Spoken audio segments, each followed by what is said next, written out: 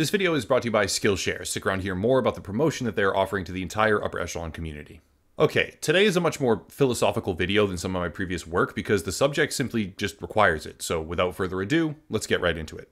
A couple of days ago, though the timing of this will have little bearing on the overall point, the CEO of Tripwire Interactive LLC, best known for their work on Killing Floor and Chivalry as franchises, tweeted about a political stance in favor of what can only be described as an incredibly incendiary piece of legislation from the state of Texas. This is where I have to make it a point to let everyone know that I will not be weighing in on the morality of that law. I will not be commenting in any capacity, as much as I can possibly avoid, on my personal opinion with regards to pro-life or pro-choice sentiments or arguments. I will only be looking at this from an analytical perspective on consistency and, well, a few other things, obviously, like the review bombing angle itself. Any comment made on this subject will, in no uncertain terms, piss people off.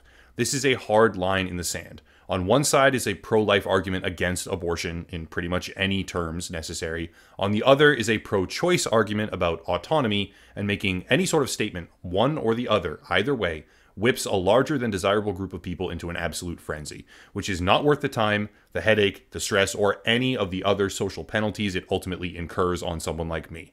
No matter what, taking a stance as a public figure on this particular issue is not worthwhile. So with that out of the way, what happened? It's actually pretty simple and straightforward to relay. The CEO of Tripwire, John Gibson, tweeted about his support of a law in Texas that many in the nation view to be draconian and unwanted. This is not a new issue, not by any stretch, but this Texan law has rekindled the debate in a very heated way, which caused this particular CEO to make a statement on his personal Twitter account. He is extremely pro-life, for those wondering. Within, I think, about 48 hours, Tripwire had begun to lose high-value partnerships as a direct result of this tweet, such as the departure of Shipwright Studios, which served as a co-developer on certain projects. And within 72 hours, John Gibson had stepped down as CEO to be replaced by his then vice president. This can, of course, lead to an age-old debate about consequences and cancel culture. The verbiage might be new. Cancel culture as a term itself is new within the last maybe 7 to 10 years, give or take, but the concept is not new in the slightest. However, that's a topic I've covered before, I will cover it again in the future, and it doesn't need to be discussed right now. Instead, I want to focus on a far less talked about phenomenon where the review score, on Steam at least, for Killing Floor and other Tripwire titles was put under siege. Before going any further, this video is brought to you by Skillshare. Skillshare is a massive and growing online learning community that is built by and for all of its users. One of the immediate best things, there are no ads in the classes. Ads pay my bills, of course, you're hearing one right now, but with Skillshare, you aren't going to be served ads and you can just go through at your own pace without interruption. For me, the video editing section has been extremely valuable, and you've actually seen some of the results of that in previous videos now where I'm using stock footage better, but also the social media and brand management courses. A lot of this I already know, honestly, over the past few years from running a YouTube channel, but for other platforms, not so much. One of the courses that stood out was a social media strategy class by Gary Vaynerchuk, which tackled a wide number of platforms and was extremely educational on jab hook tactics for online marketing. It was really great. Skillshare is created for all brackets of relative experience. You can be a hobbyist, amateur, or even professional who finds value in it because it allows people with real experience to communicate that experience in a helpful way. When you join, you can even try out a Skillshare live class, which adds a new dynamic layer to the online learning experience as a whole. The first 1,000 of my own subscribers to click the link down below in the description will get a 1-month completely free trial of Skillshare so you can start exploring right now. Again, the link down below will give the first 1,000 users a 1-month free trial so they can explore the site. Big thank you to Skillshare for sponsoring the channel. Review bombing is a very simple practice. When a company does something that users, players, customers, whatever it might be, do not like, they find a product, service, or feedback page for that company, even if they have never bought or played the game, product, service, what have you, and they leave harsh, negative feedback to drag down the overall score, thereby sending a message of anger that is much more publicly visible than other means at their current disposal. There are so many examples of this. Cuties, a movie on Netflix, was review bombed for being, according to some, and I would agree on this, exploitative and disgusting. The Last of Us 2 was review bombed because it deliberately undermined and disrespected a beloved character to make a narrative statement. Metro Exodus was review bombed, not even just Metro Exodus, the entire Metro series, because there was a last-minute exclusivity deal between the developers and the Epic Game Store. And beyond that, there are hundreds more examples to draw from, because the practice of review bombing is a rare mechanism by which those without a typical ability to make their own individual voices heard by the people making these decisions are able to contribute to something, a movement of sorts, or at least can make their voices heard in that movement, possibly. That is exactly where we are right now, though arguably there has already been such a massive amount of backlash that the CEO stepped down in less than 72 hours, so the review bombing probably wasn't even necessary to make voices heard, because major partnerships had already been severed and C-suite executives ousted, so this was catharsis, nothing more, nothing less. But the thing is, when you remove the actual incentive or fulfill what would logically be the true objective of a review bomb, you get a rare glimpse of what the practice really is. However, before that, the main point here stands and must be emphasized. Killing Floor 2 and even other titles from Tripwire Interactive were getting review bombed on Steam. Most of these negative reviews said things about how the game is fine, but I cannot ever support the politics of the leadership, and the whole thing was an exercise in political outrage over an executive's opinion on his own Twitter account. At least, that's how things began. After this initial phase, a fascinating transformation took place. When CEO John Gibson stepped down with a public address made on their official Twitter account, the anger at developer politics, which had spurred a growing review bomb actively, made a sharp pivot and became anger that the company had betrayed their own and caved to the woke Twitter mob. Here's the precise moment where I decided, yeah, I absolutely want to cover this, because it was a singular review bomb that had morphed partway through and turned from one side's crusade against injustice, perceived injustice, to the others. Pro-life and pro-choice players were taking turns attacking this company through Steam reviews, because they had simultaneously angered everyone, and the entire thing can be best described, accurately paralleled by a Reddit user named Izithel, through a famous quote from George Orwell. In his prominent paper, Notes on Nationalism, Orwell defined nationalism as identifying oneself with a single nation or other unit, placing it beyond good and evil, recognizing no other duty than of advancing its own interests. This can obviously refer to sovereign boundaries and a sense of inherent loyalty, but it can also relate, rather intensely I might add, to individual political beliefs, like the divide between pro-life and pro-choice. Contained within this paper is a very poignant quote which reads as follows: "Indifference to reality. All nationalists have the power of not seeing resemblances between similar sets of facts. A British Tory will defend self-determination in Europe and oppose it in India with no feeling of inconsistency. Actions are held to be good or bad, not on their own merits, but according to who does them. And there is almost no kind of outrage, torture, the use of hostages, forced labor, mass deportations, imprisonment without trial, forgery, assassination, the bombing of civilians, which does not change its moral color when it is committed by our side." End quote. Now, obviously this particular quote and the examples within are far more extreme than a few negative reviews on a digital video game platform, but the message still holds true. There are two distinctly different sides of a divide here that were review bombing the same title within hours of each other, even overlapping at times, perfectly demonstrating today's moral quandary, because in the past, these two groups, most easily generally defined as left and right in the modern US political climate, have fallen on distinctly opposing sides of the common question about review bombing ethics.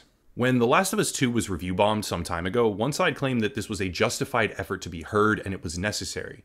The other side claimed that those who participate are bigoted, immature incels, and hurled other insults from the high ground of a more sophisticated appreciation for subverted expectation storytelling, or something of that like. On the one hand, it's fairly obvious to anyone who witnessed any of the more notable video game review bombs in recent memory that many of these reviews have absolutely nothing to do with the actual product or game. But on the other, that's not really what it's even about, so trying to condemn a review bomb because it's unrelated is a losing argument. If the point is to be heard, then we have to re-examine that famous quote from Orwell, because it could not possibly be any more relevant right now.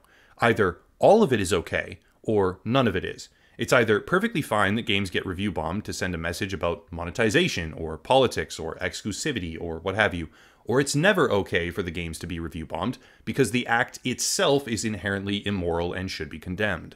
The problem we face and the intricacy of why review bombing doesn't and cannot work in its current form is that one side will review bomb a game for its disagreement with their personal ideology, while the other side throws stones or rocks and sits back and calls them immature and just hurls insults.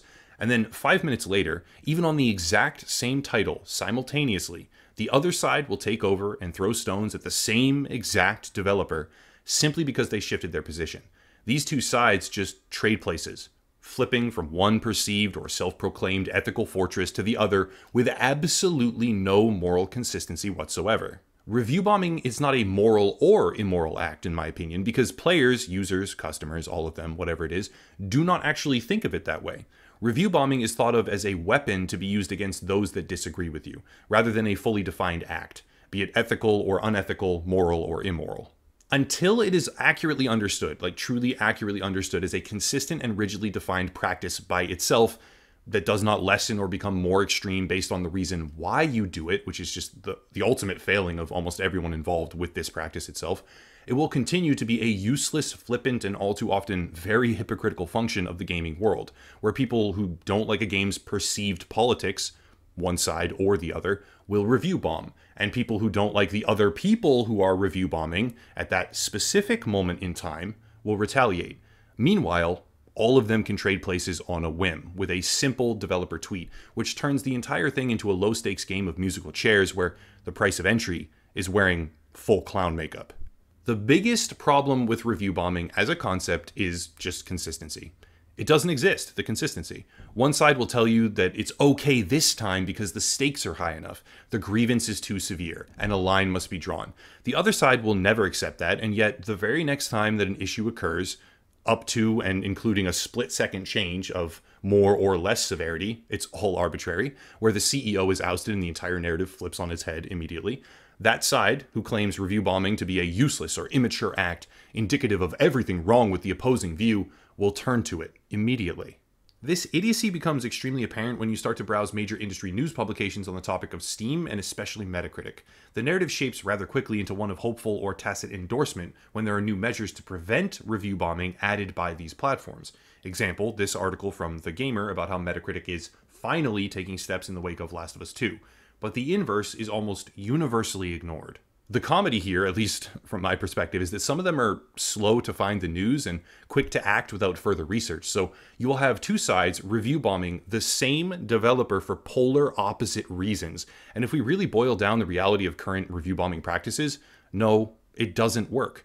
It can't work, and it will never really work or be what seems to be intended because it is itself a morally consistent act that is being completely ignored and used as a sort of social bludgeon by seemingly everyone who does it. In that state of being, it's a garbage, useless practice that merely contributes to online malcontent. Bottom line, no, review bombing doesn't work outside of maybe specific individual instances, but as a whole, generally speaking, it's a pretty useless, often hypocritical thing that just inflames tensions for a whole slew of reasons that most people who do it do not seem to understand. And by and large, this entire situation has fundamentally redefined my own impression of review bombing because when I see this kind of, both sides of the coin are visible at the same time. It's a rare occurrence, but it's happening right now. But that's it. Quick announcement right now, my next video will be an Odyssey exclusive. It will be a video about what games I am currently playing right now myself and feature a few indie titles and a couple larger games as well, but I will only publish that video to my Odyssey account. So if you want to watch it, use the link down below to sign up. It's free, it's just a YouTube alternative, so I don't have all my eggs in one basket. Also, there is Locals, $5 a month to support the channel. It's like Patreon, but in my opinion, more appealing since it goes direct to my bank instead of going through the intermediary central authority of Patreon. There's another gaming YouTuber to check out, a Kickstarter I'm helping launch, merch, Skillshare, first 1,000 users get a free month. Again, click the link down below. A ton of things really, but I'll cut it there and stop rambling. As always, thank you all for watching, and have a nice night.